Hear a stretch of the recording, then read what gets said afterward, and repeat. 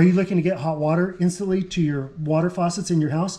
I think I've got the answer for you. It's the Watts hot water recirculating system. I put a lot of these systems in. They work great, and it's very simple installation. And also today, I'm also going to put in 2 additional locations. So in total, there will be 3 locations that will have hot water at them. And the reason we're sticking this in is because when they built the house, they didn't put a circulating loop in. So this takes care of that and gives the option to have hot water throughout the house. So I will go ahead and show you what we're going to do. You will have to have an electrical outlet at the water heater to connect the pump. Otherwise, you could run an extension cord to a closer outlet and just using that. So the first thing we're going to do, we're going to shut off the water supply to the water heater itself. And then we're going to go ahead and open up a tap and get the hot water relieved and get it drained down a little bit. Once that's done, we'll install the sensor units under the sinks. So included in the box is the pump itself and also a sensor bar.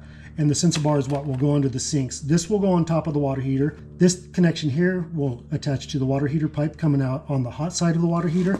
And this will connect to the flex line on the water heater. Okay, now that we have our water pressure down and I've drained a little bit of water out of the bottom of the water heater, I'm going to unloosen the nut on the flex line. And if the water heaters have been in here for a bit, you may want to replace the rubber that's in this flex line. I'm going to go ahead and feel this one. This one actually has a lot of elasticity to it yet, so it's fine.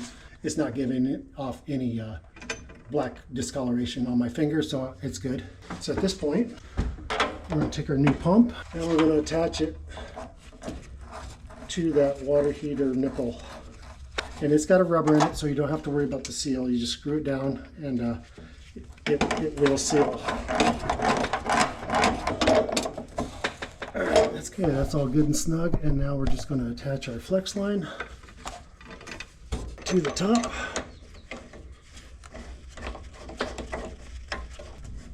Okay, and that is complete as well. Tighten that up. You want to hold the pump while you're doing that. Okay, and that is the pump installation, that simple. Okay, we'll go to the sensor installation. Okay, this is the sensor bar that's included in the kit. You have the incoming hot and the incoming cold, and then the outgoing hot, outgoing cold. And we'll connect our lines to that. These are adapters that they send with it as well. They're 1/2 inch to 3/8 inch if you need to use those. I tend to use those when I'm replacing them and just tighten those up snug. You don't want to over tighten these, you just want to make sure that rubber inside of it is compressed.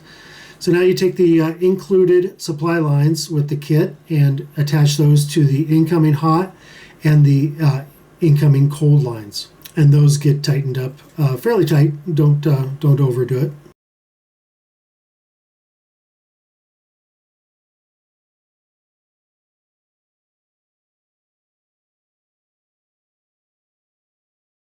And with any new install, I use new supply lines from the outgoing ports up to the faucet. So these are adapted to 3/8. You can use 1/2 inch by 1/2 inch supply lines if you'd like, if you don't want to use the adapters.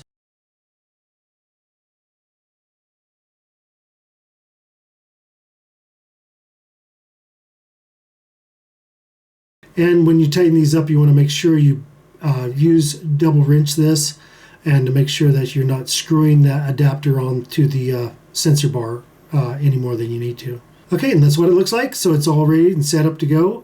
We got all of our supply lines done and ready to install.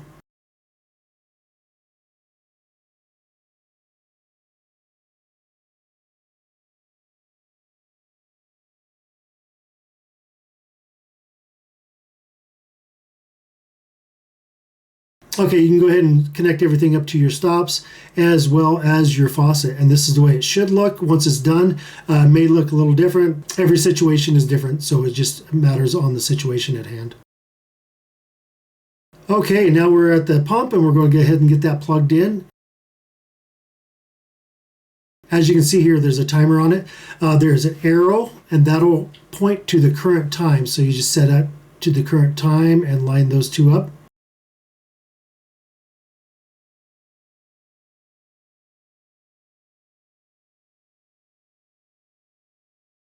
And then you can switch it over to timer. You can see the switch comes with on, timer, and off positions. So we'll put it on timer and we'll go ahead and set the time Pulling back the tabs will turn the pump on during those times. And so I'm going to set this pump up for 6 a.m. to 10 p.m. And all the tabs that are out are on, and the tabs that are in are off.